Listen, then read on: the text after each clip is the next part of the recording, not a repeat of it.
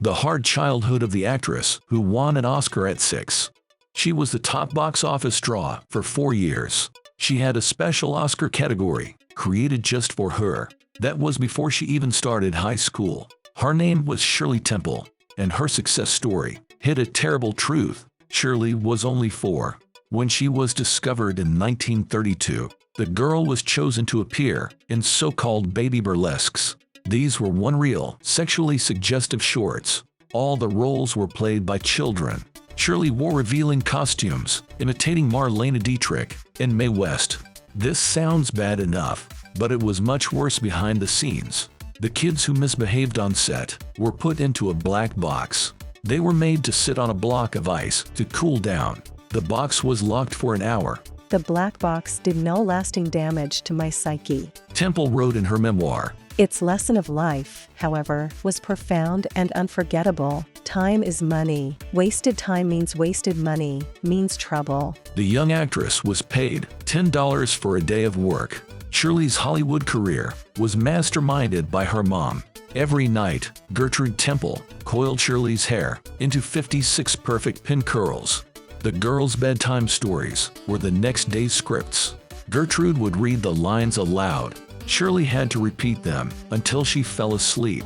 By the morning, Temple had the lines memorized. Shirley, however, always defended her against accusations of abuse. She did not push me into anything. I loved what I did. In February 1935, Temple became the first child star to win an Academy Award. She was honored with a juvenile Oscar for her film accomplishments. Temple was only 6. She still believed in Santa Claus, but not for much longer.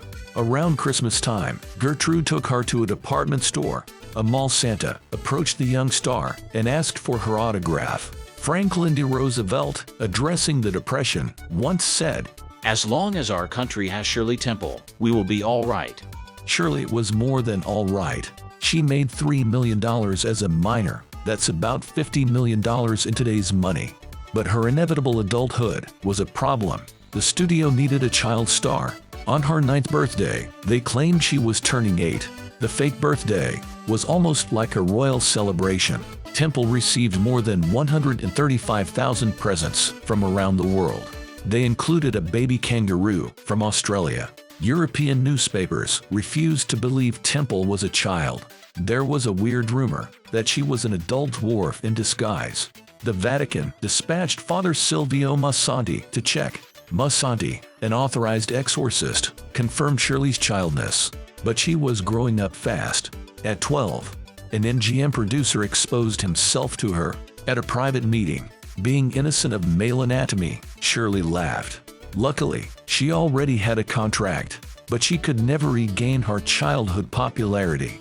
Temple was a tough, chain-smoking teen with years in the industry. Her innocence was long gone, and the public lost interest. Temple got engaged before turning 17 and married that same year.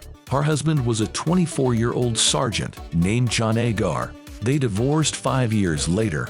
Neither of them liked to talk about their marriage. Temple never regained her celebrity status, but she went on to work as a diplomat at the UN. She was the U.S. ambassador to Ghana and Czechoslovakia. Unlike many former child stars, Temple managed to stay out of trouble. She died in 2014, aged 85.